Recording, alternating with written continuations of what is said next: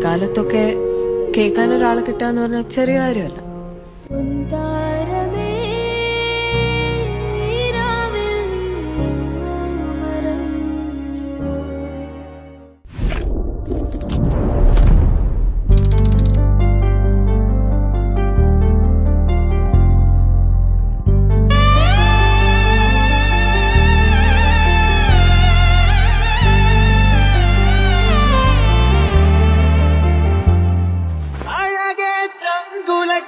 ചോദ്യമിതെന്റെ തീയരിക്കണോരാധിയുമെന്റെ നമ്മൾ രണ്ടും രണ്ടായെന്നാൽ ലോകം തീരില്ലേ ചിയോതി കാവിലെത്തി വിളക്കുക